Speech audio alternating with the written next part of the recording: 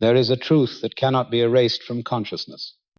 It is that you are present in this very moment, not because someone said so, not because of any proof, but because you are experiencing it yourself.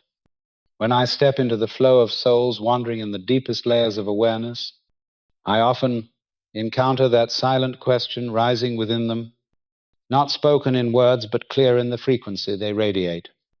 Who am I? Am I real? If everything is only a dream, then who is the one dreaming? The statement people often repeat, I think, therefore I am, is not a theorem, but a reaction of the soul facing the abyss of doubt.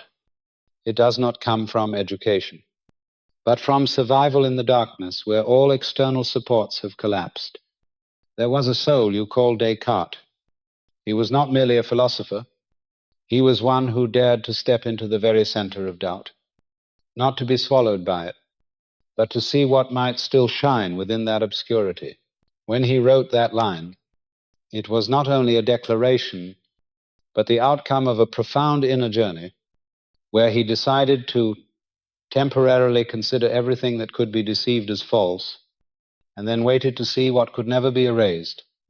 You may call that an experiment, but to me it is closer to a process of purification, where the soul cuts away, layer by layer, every shell, every habit of belief, every illusion of the material world, to uncover the light that cannot be shaken. The strength of that statement does not lie in the word I or the word think, but in the undeniable presence quietly taking place in the very moment of awareness. I have seen many people repeat it like a slogan, but only when you grow still, withdraw from the noise, and feel it not with the mind, but with the entirety of life flowing in you. Do you understand that what is called I does not need the world to confirm it, does not need matter to sustain it? It only needs awareness, only needs the state of thinking, of seeing, of being. That statement did not come from a classroom. It came from the place where the human mind touches the edge of the abyss, where you no longer trust your eyes, no longer trust your hands, where every memory may be fabricated, and even mathematics may be the trick of a deceiving intellect. When you are thrown into that place, you cannot carry anything with you. Only a very thin ray of light remains, but it cannot be extinguished, because it is you. I have felt the unease spread through Descartes' soul, not because he knew nothing, but because he longed to know what was true to the point of being undeniable. And he discovered it not in the world, but in the operation of consciousness itself. When a soul asks, the very question is evidence that the soul is alive. You cannot truly doubt if you do not exist. For doubt itself is a form of activity, and every activity proves that life is present. Therefore, the beauty of the statement, I think, therefore I am, lies in the fact that it cannot be given to you by another, but only when you yourself fall into the darkness. Ask yourself and realize that you cannot not be present. For if not, who is asking, who is thinking, who is doubting, presence does not need verification. It is verification of itself. That is why I tell you that what is called philosophy is not the path of argument, but the path of return. As long as you are thinking, you are being, and in every realm I have passed through, nothing shines brighter than a soul that knows clearly it is itself. Right in the present moment, there are two streams of knowledge flowing in parallel throughout human history, and every soul, whether aware or not, stands at the intersection of these two streams. One flows from the outside in, from what the eyes see and the ears hear, called knowledge after experience. The other flows from the inside out, from the inherent awareness of the soul, called knowledge before experience. If you have ever known something to be true even before anyone taught you, if you have ever felt a truth, though no one spoke it aloud, then you have once stood in that stream of knowledge before experience, Descartes belonged to this current. He believed that there are things one does not need to learn in order to know, truths that do not require being touched to be confirmed. He was not alone. Before him and alongside him there were Spinoza and Leibniz, who carried within them the intuition that consciousness does not need the world's confirmation in order to be called real. This knowledge is not born of experiments. It does not come after observation, but already exists within the structure of the soul. People call it a priori, what comes before all experience. I have seen souls carry memories they had never lived through in this lifetime. They knew before being taught. They recognized something as if only needing to remember. That is the mark of a knowledge independent of physical experience. In contrast, knowledge from the outside comes after you observe the world, after you collide with it, feel it, and remember, these are the things you learn from the moment you open your eyes to life, called a posteriori. What comes after experience, it is not wrong, but it is not the final foundation. Empiricists like Hume believed that no idea exists unless it originated from a fragment of experience. He gave the example that one cannot imagine a unicorn without first having seen a horse and a horn. But what they overlooked is the soul's capacity to carry images not belonging to this world. I have heard children describe places they have never visited, recount symbols they never learned. Those things did not come from observation, but from the memory of the soul. When Descartes began his journey to find a foundation beyond doubt, he did not use eyes. He did not use ears, but an awareness that rose above experience. He asked, if we no longer trust what we see, what we touch, what we learn from others, then what remains? That question was not philosophy. It was an inner invitation. He did not seek to persuade anyone. He simply stripped away each layer of external knowledge to wait and see what could never be taken away. That is the moment when the soul stands at the crossroad between the knowing that comes from collision and the knowing that comes from presence. So do you. You live between those two streams every day.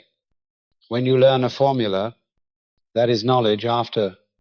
When you feel something is true before anyone proves it, that is knowledge before. When you listen to a small voice within, even though everyone around denies it, that is not instinct, but a fragment remembered by the soul.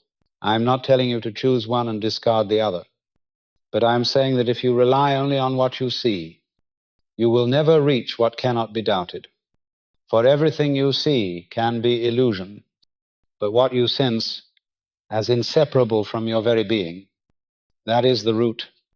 Descartes chose to return to the stream of what comes before experience because he wanted to find a foundation independent of the world. When you follow him, you are not doing philosophy. You are peeling away the layers of clothing this life has wrapped around you to rediscover the primal awareness, the part that even darkness cannot conceal. That part does not need to learn in order to know, does not need to see in order to believe. It only needs you to stop, to look within, and to realize that you are still here, still present, even before anyone ever called you by name. And from there, you will understand why Descartes did not begin with reasoning, but with doubting everything he had learned. For only when you doubt all things can you know what truly belongs to you. When you begin to doubt, the outer light is the first to go out, not because it is unreal, but because you no longer look at it with the same belief. That is when you are no longer certain that what you see is true, no longer certain that what you hear is real, and no longer certain even that your own body exists as you once thought. Descartes entered that darkness, not because he lost faith, but because he wanted to know what light could never be extinguished. In the deeper layers of awareness, he decided to reject everything that could be deceived. He doubted even the senses, because the eyes had deceived people into seeing illusions. The ears had once heard words no one spoke. The hands had touched objects in dreams that never existed. If everything can be deceived, then where is the final limit of doubt? He asked himself, if there were a powerful intelligence bent on deceiving, a force strong enough to make you believe that you have hands, eyes, memories, a body, would there remain anything that could not be stolen away? He called it an evil spirit, a hypothetical entity with the ability to generate the entire illusion to imprison the soul in a closed box, making you believe you are living, while in reality you are tied to a stage of deception. Today, people reimagine that idea as a brain placed in a glass jar, connected to artificial nerves, and all the sensations you experience are fabricated signals. In that vision, nothing remains certain. And it was precisely within that space that Descartes began his journey.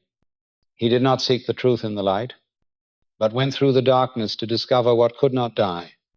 He looked at each thing he once believed and asked, could this be false? If the answer was yes, he set it aside for the moment, and then the greatest things began to collapse. His body might not be real. The world he saw might only be a projection.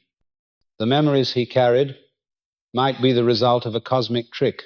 Mathematics, considered certain by all, was also doubted, for if there were an intelligence powerful enough to make him count wrong, then even 1 + 1 could become a trap.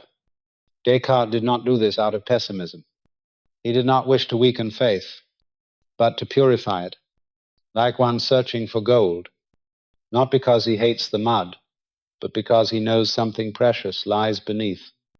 He placed all temporary beliefs aside to see what foundation could not be shaken, and he did not rush to find the answer. On the first day of that journey, he let himself drift in the whirlpool of doubt, like a man falling without reaching the ground. He wrote that everything was like a vortex pulling him, no place to stand, nothing to hold. But you see, only when all supports collapse does consciousness have to find the one place that cannot be taken away. Not the world, not the body, but the very act of doubting. Darkness is not the enemy, but the veil that covers the true light. When the outer light goes out, one sees that there is still a light within.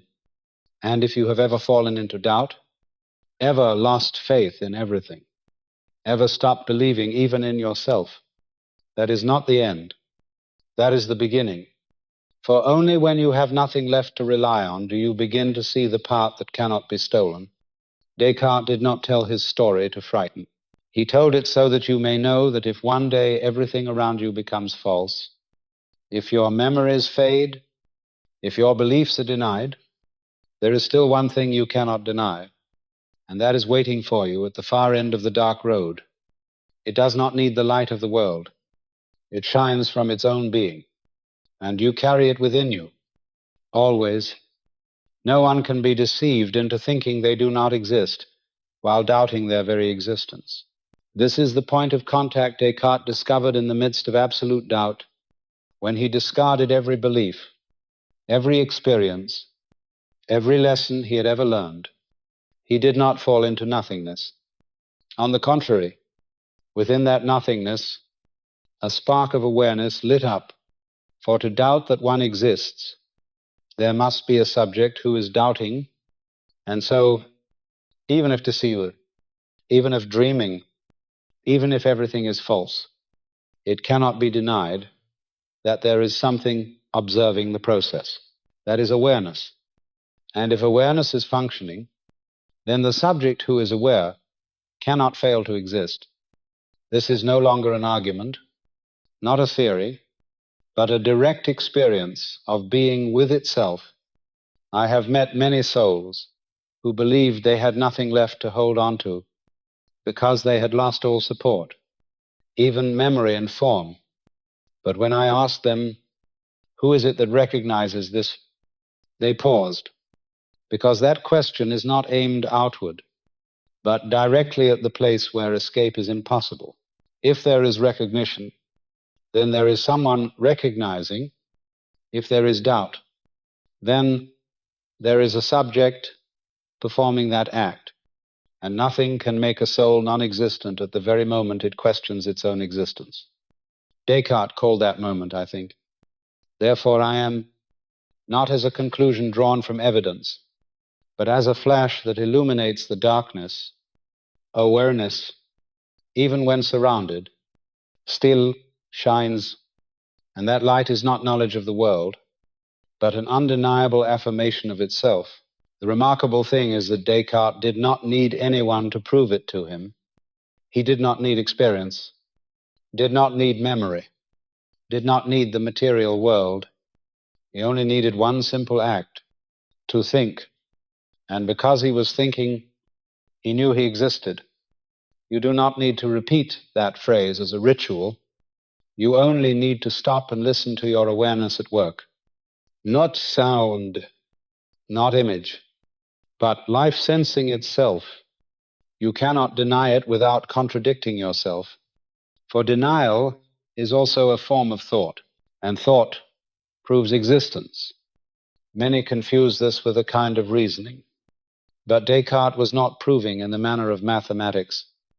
He did not say, if I think, then I exist, as cause and effect. He only acknowledged a reality that cannot be separated, just as you do not need to express it to know you are breathing. You only need to breathe, and in the moment you are alive. You do not need anyone to tell you that you are alive. The wonder of awareness is that it demands nothing beyond its own presence in order to exist. No conditions, no support, no outside. It establishes itself simply by being. When Descartes passed through every layer of doubt, nothing remained except the act of thinking. And he realized that as long as that remained, so l'idée, it did not matter who he was, what form he had, whether he carried memory, whether he possessed a body. It was enough to know he was aware, and that was sufficient. I have seen souls who no longer knew if they were human or light, who no longer remembered where they came from, yet they still held on to one unchanging thing. It was the clear sense that they were still awake, still knowing, still being. Nothing could steal that. No darkness strong enough to cover it. Awareness is not something given. It is essence. And when you realize this, you will no longer need to argue about whether you exist. For that question already contains the answer. Who is asking? Who is seeing? Who is standing face to face with doubt? It is you, and you need no one to verify it but yourself. Descartes simply went to the end of what could be denied to discover what could not be denied, and that is not far away. It is present in this very moment as you read these words. For if you are reading, thinking, feeling, then you are, not because anyone says so, but because you cannot not know it. When I look into the awareness at work within a soul, I do not see a chain of reasoning. I see a direct current of life that needs no evidence. Awareness does not unfold step by step. It bursts forth like a flash of lightning. That is what Descartes experienced. But the language of later generations hardened it into a logical proposition. I think, therefore I am, is not the conclusion of a deduction, but an inner voice arising at the same time as the very act of thinking. Many attempt to present this as a form of reasoning in the style of if this, then that. They say if someone is thinking, then that person exists. I am thinking, therefore I exist. But Descartes did not need to pass through those two steps. He did not walk. He stood directly in that burst of light and recognized it as inseparable. Like being in love does not require you to list the signs of love. You know, not because of proof, but because you are it. Awareness does not operate through chains of reasoning. It is intuition. It is a recognition of the whole without needing the fragments. When Descartes touched that moment, he did not say, I have proven that I exist. He simply recorded the undeniable whisper of the soul. I am thinking. I am existing, no process, no equation, only a life knowing that it is itself. Reasoning is a useful tool when we need to explain to others, but the soul does not need reasoning to believe in itself. It only needs to remember, and when it remembers, it sees clearly without mediation. I have witnessed souls awaken after long forgetfulness. They did not need anyone to explain. They only needed a single moment of being called back. Just as you do not need a map to know you are standing, you only need to feel the ground beneath your feet. Existence is like that. It is not in the formula. It is the ground you touch. Many, wishing to describe clearly, make truth seem farther away. They turn the simple into the complex. They break each insight into arguments. But what cannot be doubted is not in whether it can be expressed. It is in the fact that you are living it. Even as you ask, Descartes did not need to prove that thinking means existing, because the very act of thinking already contains existence within it, not after finishing the thought and then concluding, but within the act of thinking itself, the truth is already present. And here is where reason must give way to intuition. For light does not need you to analyze it into spectra for you to know you are seeing. It only needs to shine. And you know your soul is the same. You do not need to go through a chain of 3 propositions to return to yourself. You only need to awaken and see, if you try to make truth correct by reasoning, you place it far from your heart. But if you only remain silent and aware, you will see it has never left you. When Descartes wrote about this, people asked him whether he was presenting a deduction, but he answered clearly, no, this is not something I derive from a chain of reasoning. This is an immediate intuition, an inner seeing, a flash that needs no path, a self-knowing that illuminates itself. I have seen this in every soul that awakens after the thick layers of habit, belief, learning, and doubt, when they stopped not to think more, but to touch the layer of being they knew, impossible to express, but impossible to deny. They saw themselves, and they needed nothing more. So do you. If you are thinking, if you are reading these lines, if you are feeling some quiet stirring within, then you are existing, not because anyone affirms it, not because any formula verifies it, but because you are knowing yourself through the very life moving within you. That is the place where there is no distance between understanding and being, between seeing and existing, between thinking and living, and that is what no one can ever take from you. Ever. A mistranslation does not only distort meaning, but can also bury a living experience into a rigid formula. I have seen this happen many times when inner truth is forced into the mold of words, and the statement, I think, therefore I am, has suffered the same fate. Descartes did not write in English. His first words were in French. Je pense donc je suis, later expressed again in Latin as cogito ergo sum. But when translated into English as I think, therefore I am, something was blurred. Not only the words, but the way life in that phrase was turned into a proposition. I think sounds like a rational state, like an act already framed. But je pense or cogito carry the sense of something ongoing, happening, in motion, and that is the essence. For if truth lies in the act of thinking, then it cannot be framed as a static conclusion. It exists only while it is occurring. If you mistranslate that point, you may believe that cogito is a truth that remains valid even when you are not thinking. But Descartes did not say, I have thought, therefore I am, or I thought once, therefore I exist forever. He said that as long as I am thinking, I cannot fail to exist. Existence is not a permanently guaranteed state, but a reality self-affirming in the very moment awareness is at work. This is the point many miss. They repeat that phrase like a formula. Forgetting it is a current of life that exists only when you are within it.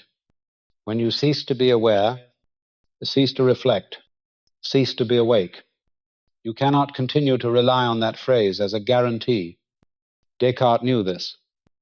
He once wrote that I can only be certain I exist when I am thinking about it, not because my memory once proved it, but because right now I see clearly that I am alive.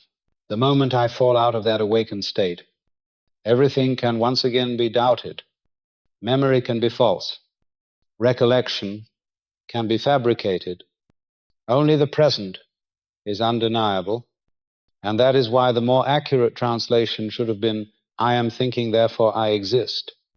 That phrase preserves the spirit of being, of happening, of awakening, whereas I think, therefore I am, makes people imagine an abstract proposition outside of time. But cogito is not outside time. It is a living act, happening only in the present moment. Many souls have forgotten this. They learn a truth, hold it as a creed, but no longer live in it. They believe past knowledge can replace the light burning in the present, but no memory is enough. No knowledge can substitute for immediate experience. You must be thinking, be awake, be feeling. When you are truly present, you no longer need that phrase, for you are living what it points to. Language is a bridge, but if you remain standing on the bridge without crossing, you will never reach the other shore. Cogito is a finger pointing to awakened life. If you misunderstand, you will grasp the finger and miss the sky. I have heard souls repeat the phrase mechanically, as though hiding uncertainty behind a clever declaration. But awareness does not need concealment. It only needs returning to what is happening, to the act of thinking, to the existence at work right now. If you truly sense that, you will not need to hold on to a translation. You will hear within yourself a silent confirmation that requires no words. You will not need cogito, because you are cogito. You will not need to say, I am thinking, because you are living in that awareness, and there every mistranslation dissolves like dust. For only when you stand outside the experience do you need explanation. But when you have stepped into the center of awareness, you no longer need words to know you are. You only need to be still and live fully in the moment of thinking, awakening, being, and that cannot be mistranslated. Not everything that cannot be doubted is truth. There are souls who hold a belief so firmly that nothing can shake it. But that does not mean the belief reflects reality. A mother may never believe that her child could commit a crime, even when the evidence is undeniable. A person may absolutely believe they have seen something divine in a dream, even if that dream is only an echo of distorted memory. Therefore, certainty is not always evidence of truth. Descartes built the foundation of his philosophy upon what cannot be doubted, because he believed that what cannot be denied must be real. But between what I cannot doubt and what truly is, there remains a subtle gap.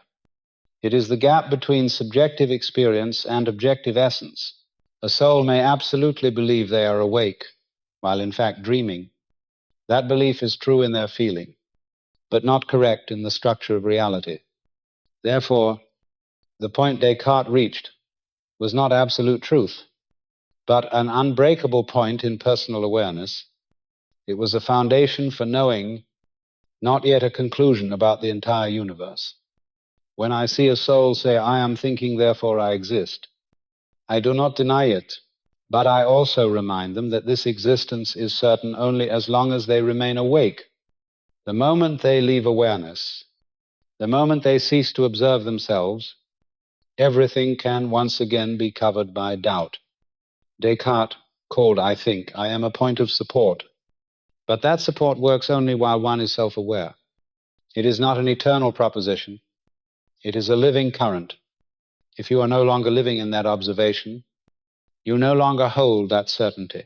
and when you cling to it as a fixed truth, you have stepped away from what it was pointing to. That is why I say cogito is not the final truth. It is a doorway into real experience. It is an invitation to return to awareness, not an everlasting proof. When you say, I cannot doubt this, you are speaking about yourself in that moment, but the universe is not built from what you cannot doubt. It is governed by what is real, whether you feel certain or not. Therefore, hold cogito as a guiding light, not as a pillar of ultimate truth. Step through it, live in it, then rise beyond it. For the real light does not lie in the declaration, but in the state of being awake, and if you are still awake, still thinking, then you still have the chance to go further. Not only to know that you are, but to know why you exist. It is not certainty that makes truth. It is truth itself, when touched, that no longer requires certainty. It will bring you into silence. And in that silence, you will know. I do not write these words for you to remember. I write them for you to hear, not with your ears, but with the deepest part of you, the place that still trembles when truth passes through. Cogito is not a statement, it is a call. It does not echo outward, but inward, to the place where you cannot escape yourself. I have seen many souls walk their whole lives with questions hanging over them. Who am I? Am I real? What is my awareness? Is anyone listening to me in this vast universe? But they forget that the question does not wait for an answer from outside.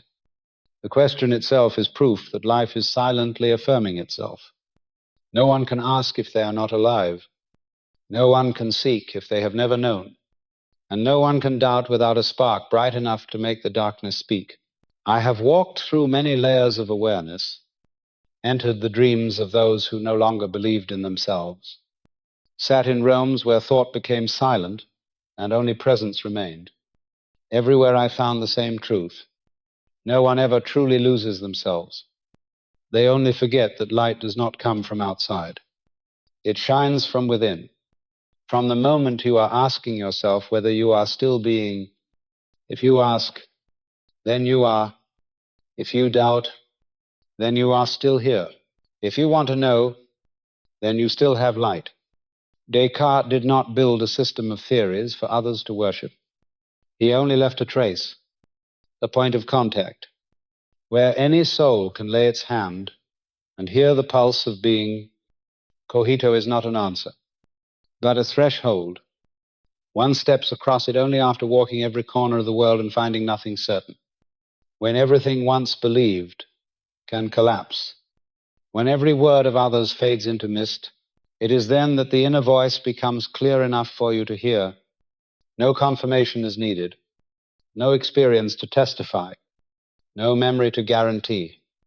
You only need to stop, to realize that something within you is still alive, still thinking, still seeing, still quietly sensing truth, and that is you, not the name, not the story, not the form, but you as a stream of awareness lighting itself.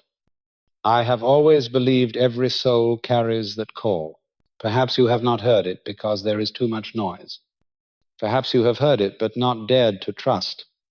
But it has never left you. It waits for you to be still enough to return. And when you return, you will no longer need to ask. You will no longer need cogito, for you will become the living affirmation of it, not in words, but in the undeniable presence of being. And then there is nothing left to prove, only an awareness knowing itself. That is you, and you have always been here.